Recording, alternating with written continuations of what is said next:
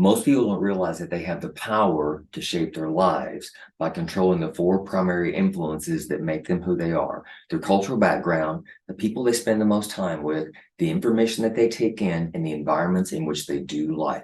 Now, you can't change your cultural background, but you have a massive degree of control in the three remaining areas. Therefore, it is essential to choose wisely because your decisions will make or break you. According to Chip and Dan Heath, co-authors of the book Switch, you have two brains, which the authors represent with the analogy of an elephant and a rider. Now, the rider represents your logical, thinky brain, which typically runs the show and is responsible for most of your daily decisions. On the other hand, the elephant is your more powerful and primal emotional brain that will take over when the rider tires or is threatened. So imagine a scene from a circus with an elephant rider under the big top with thousands of fans watching in amazement and in wonder. Now, under normal circumstances, the elephant dutifully follows the rider's every instruction. However, if you set the tent on fire and the tigers escape from their cages, the elephant will cease following the rider and look for the nearest exit in a state of sheer panic. That's how it can be to implement change in your life. Of course, you can have the best of intentions, but if your environment works against you, your logical brain will get lost in the chaos. So what's the solution? First, you must shape your path and control the influences that impact your life as much as possible. The four areas of concern are as follows. Number one, your social environment. This is the people you spend the most time with at work and at play. Number two, your cultural background. Now, this can be tricky because you may go up against beliefs that have existed for many years and quite possibly your entire life. Number three, intellectual environment. This is the information you take in from all sources, including TV, social media, books, magazines, podcasts, music, movies, and etc. And then number four, your physical environment. This includes your homes, workplace, and gathering and socializing places. According to my mentor, Darren Hardy, these environments strongly influence your life, yet they don't shove you in a direction, they merely nudge you. And still, after a relatively short period of being just a little off daily, you can wake up one day and find your life completely out of control. So let's go into more depth into each of the influences, starting with your social environment. One of my favorite quotes from the late, great Charlie Tremendous Jones is as follows: "You will be the same today as you will be in 5 years, except for the people you meet and the books that you read." And your mothers repeatedly told you to select your friends as children carefully. Now, Charlie and your mother were on the same page, and they got it right, because your associations will make or break you. So by all means, choose wisely. To expand on the first half of Charlie's quote, the people you spend time with will influence your thinking, which drives your choices.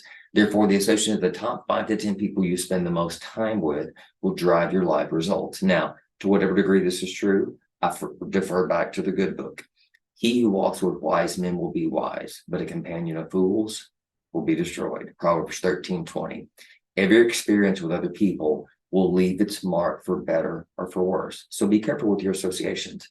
You will find situations where you have little control over the people you're surrounded by, such as at your place of work. However, you still have a choice in how you conduct yourself and how much you choose to interact beyond what is professionally required to excel in your job and your career. Looking at your associations and evaluating whether these relationships align with your priorities and goals will be highly beneficial. You may have some difficult choices to make in either spending less time or potentially cutting ties with various people should you determine that they are not a good influence in your life. Conversely, add more quality associations with people with the knowledge, wisdom, and success that you seek. These expanded associations can make a tremendous and positive impact in your life. And with today's technology and tools such as LinkedIn, building these expanded associations has never been easier. Number 2, cultural environment. For the influence of your native culture, I'll tread very lightly. All cultures have unique attributes. Some can make achieving and maintaining optimal health and body composition challenging. For example, Italian cuisine is known for its pizza and pasta. In addition, cheese and wine make up a large portion of the cooking with wide varieties. These are all calorically dense foods that can make it challenging to maintain a healthy weight without a substantial degree of restraint and self-discipline. The staple foods of Indian cuisine include pearl millet, rice, whole wheat flour, various lentils, peas, and beans. Most Indian meals, depending on whether your host is vegetarian, comprise of rice, chapati, flatbread, meat, vegetables, lentil dishes, salad, yogurt, and pickles. I have worked with many clients who have followed numerous variations of a plant-based diet, and the most significant challenge always seems to be in getting enough protein. Unfortunately, the more they go in the plant-based direction, restricting other foods, the more difficult it becomes to get enough protein. Now, please don't blow up my video, all you plant-based nutrition followers out there. Plant-based eating can be very healthy when done right. For example, one of my former work associates is 5'9", about 190 pounds, and has less than 10% body fat, and he is built like a Mack truck. He gets plenty of protein by following a primarily plant-based diet, and based on his impressive results, he's extremely healthy. My most significant point is that regardless of your culture and its particular traditions around food, you can maintain a very healthy body weight and composition if you know what you're doing. Regardless of your heritage, eating healthy requires knowledge and discipline. Number 3, intellectual environment. For your intellectual environment, I will break it down into 2 parts: feed and protect. Part 1, feed. Information from all sources will affect you for better or for worse. Every source of media you consume will influence your thinking, which drives your decision making and ultimately your life. My mentor, Andy Andrews, teaches that there's no such thing as treading water. Every experience in your life moves you closer or takes you further away from your goals, and the choice is yours as to how you spend your time. Due to some early positive and wise influences in my life, I have been a student of personal development since college. I've never been in the habit of watching the news any more than the bare minimum required to stay abreast of what's happening in the world. And I've always been proactive in feeding my mind with positive, growth-oriented information. In today's world, it's countercultural to the masses for the most part. If you want to be successful, look at what the majority is doing and go in the opposite direction. Brian Tracy teaches the E to E ratio, which is the ratio of time you spend entertaining versus educating yourself. For example, the highest achievers in the world intentionally invest time in furthering their growth, especially in their passions and strengths. In contrast, the average person spends far more time entertaining themselves, and as a result, they stay a part of the masses, achieving far less than they could if they only challenge themselves to grow. If you're not investing in your personal growth, I encourage you to start. Most people underestimate the value of small blocks of time. For example, if you commute 20 minutes to and from work daily, that investment equates to just over 4 40-hour work weeks annually. Now, you can listen to music or sports talk radio, which is bubblegum for the mind, or an educational podcast or audiobook, which can change your life over time. The choice is yours. Look for small spaces in your workday where you can layer in listening to something positive while doing another activity. For example, I listen to a couple hours worth of growth-oriented audio every morning before and after the gym while preparing for my workday. My mentor, Darren Hardy, calls this net time. You're already doing the other activity, so make the most of it by feeding your mind wherever it makes sense. Now, part 2 is to protect. Negative news media will beat a path to your door in our technologically hyper-connected world. The news machine is in an all-out battle to get and maintain your attention, and trust me, it's not by sharing messages of hope and inspiration, as these will largely go unnoticed. You respond far more to shock and awe, and the news media knows this. They know you in some cases better than you know yourself, and they are maximizing this knowledge to monetize their message through advertising dollars. You have to build a fortress to guard your heart and your mind. And despite your best efforts, the world's negative news, it will find its way in. That's why it's so critical to continue flushing your mind with positive information daily. One of my favorite Bible verses is Proverbs 4:23. Keep your heart with all vigilance, for from it flow the springs of life. And then number 4 is your physical environment. Where do you do life? Beyond your homes, you work, play, travel, worship, and serve in many different environments. For most, your home is where you have the most control, and I'll return to this in just a moment. For the rest, consider the suggestion I gave above regarding your associations. Be very careful with the different places that you do life. You may determine that you need to make some changes if you identify an area that you frequent that negatively influences your life. This includes your job. Life is too short to spend most of your waking hours doing something that doesn't make you happy. Now, career change is typically not easy and it can seem daunting. However, if you're not satisfied, be willing to seek a positive change. Leadership expert John Maxwell gives some great counsel on changing your career path. First, figure out what you want to do and what you need to do to get there.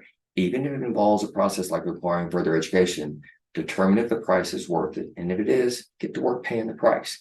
Be very careful to dismiss an opportunity because the process takes time. The time's going to pass anyway. And you can look back with a sense of accomplishment for doing the work to change your life or regret for being unwilling to do so.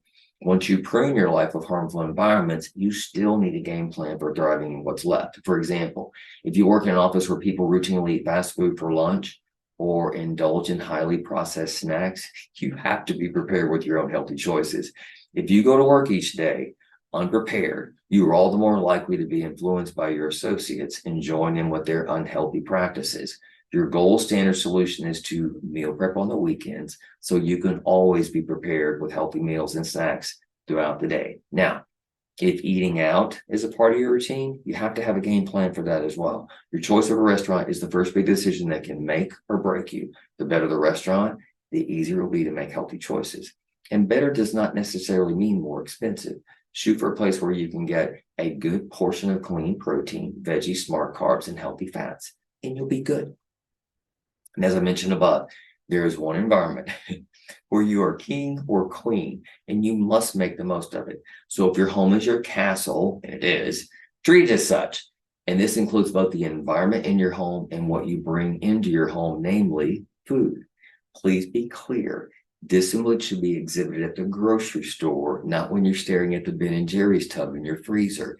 In that situation, Ben & Jerry's will win every single time. So whatever your choice of indulgence, you will eventually eat it if you bring it into your home. The better your grocery shopping skills and discipline, the easier it will be to stay on track once you're back home. And please don't think I'm suggesting that you never have ice cream or any other healthy treat. Outside of food sensitivity or allergy, no food should be off limits as long as you consider the quantity and frequency. Still, it would help if you were smart about the quality of the foods you bring into your home. For example, if you occasionally struggle to lose control with eating ice cream, consider only bringing home a pint-sized container rather than the gallon. Another consideration is to opt for lower calorie options such as Halo Top or make your own healthy treats. You must understand that food manufacturers know how to combine sugar, fat, and salt to make some foods almost irresistible. Have you ever taken a bite of one of the rest of the tub? That's how full sugar and full fat foods in particular impact your brain. So the old saying, you can't just eat one, it really can't be true. In contrast, you can make some amazingly good tasting healthy treats that will not impact your brain in the same way. This is a much better way to go where you can treat yourself regularly without running so much of a risk of overindulging. Now, I have one more thought on your home unrelated to food. If you're motivated by inspirational scenes and artwork, use this and decorate your house accordingly. I constantly teach my clients the importance of identifying their why and having examples strategically posted around their homes. It could be as simple as Post-it notes on your bathroom mirror, your fridge, your microwave, your pantry, your laptop, in front of your steering wheel, etc. Your why should be your guiding beacon. And trust me, there will be days when you need to stay on track. Remember, if your why is big enough, the facts don't matter. You will never always feel like doing the things necessary to succeed, which really doesn't matter. Do them anyway because it's the right thing to do and your why is worth it. So in closing, how are you shaping your path? After years of working with clients and doing countless consultations geared around helping people improve their physical and emotional health, the information I've shared in this video strikes at the heart of where and why people struggle. If you're unhappy with where you are in life in any capacity, then be willing to change. You know the definition of insanity, don't you? It's doing the same thing repeatedly, expecting different results. So if you want something to be different, you must be willing to change. An excellent method for goal achievement is to determine your ultimate destination and break it down to what you must do each month, each week, and then today, and then act. A journey of 1,000 miles truly starts with a single step. If you want to work with me, click on the link below to schedule a complimentary consultation, and I look forward to speaking with you soon. Best of luck in your journey.